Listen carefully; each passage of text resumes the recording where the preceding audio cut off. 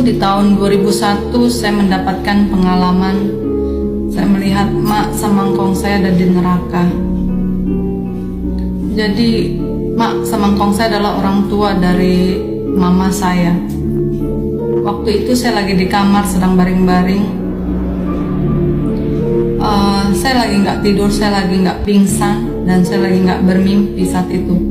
Jadi Tuhan kasih penglihatan saat itu, tiba-tiba di kamar saya temboknya berubah jadi kayak suasana neraka, dan saya melihat mak sama engkong saya ada di situ.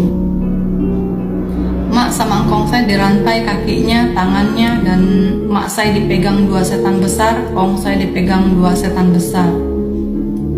Lalu saya lihat roh saya ada di depan mak sama engkong saya.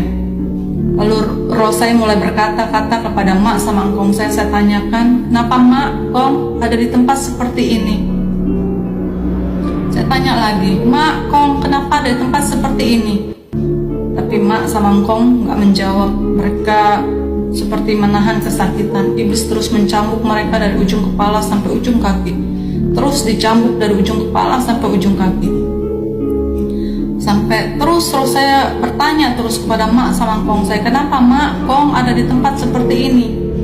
Lalu iblis cambuk mereka sampai akhirnya mereka tersungkur di lantai yang hitam pekat. Dan saya sempat teriak sama setan-setan tersebut, stop, jangan cambukin lagi mak sama engkong saya, jangan cambukin lagi mak sama engkong saya. Tapi setan-setan tersebut terus mencambuki mereka. Dan akhirnya saya jongkok untuk berbicara lagi kepada mak sama engkong saya. Saya tanyakan lagi, mak, kong kenapa ada tempat seperti ini mak? Kenapa ada tempat seperti ini kong? Saya bilang. Lalu mak sama engkong saya tiba-tiba berkata kepada saya, mereka memanggil saya Dede. Jadi mereka berkata, Dede, jangan pernah tinggalin Tuhan Yesus, jangan pernah tinggalin Tuhan Yesus. Jadi tiba-tiba roh saya tersentak kaget. Saya panggil nama Tuhan Yesus. Tuhan Yesus, tolong mak sama engkong saya Tuhan.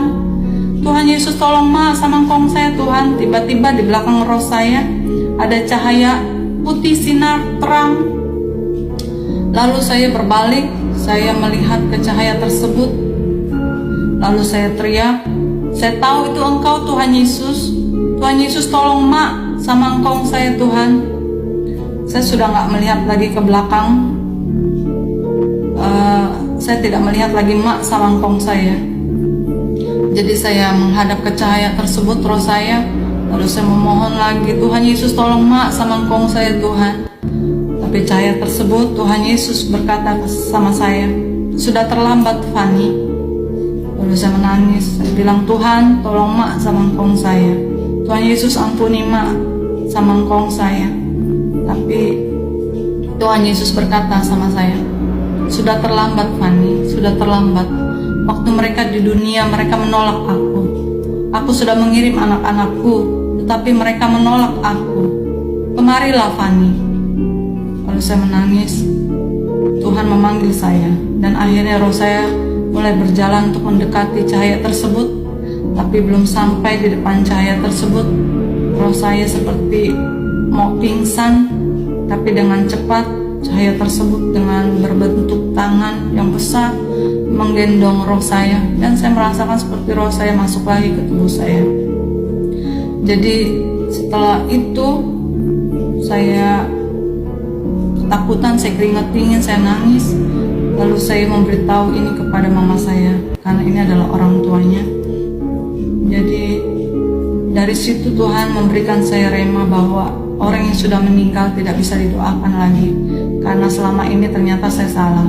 Saya sudah ke gereja, saya sudah jadi orang Kristen, tapi saya masih mendoakan mak sama engkong saya. Mereka lalu meninggal dengan kepercayaan penyembah berhalanya. Dan Tuhan berkata, orang yang sudah meninggal sudah tidak bisa lagi didoakan. Jadi di situ saya dapat firman bahwa keputusan kita di dunia ini menentukan kita juga untuk kehidupan yang akan datang. Di dalam Yesus ada keselamatan, hanya di dalam Yesus kita akan mendapatkan surga. Di luar Yesus hanya kebinasaan.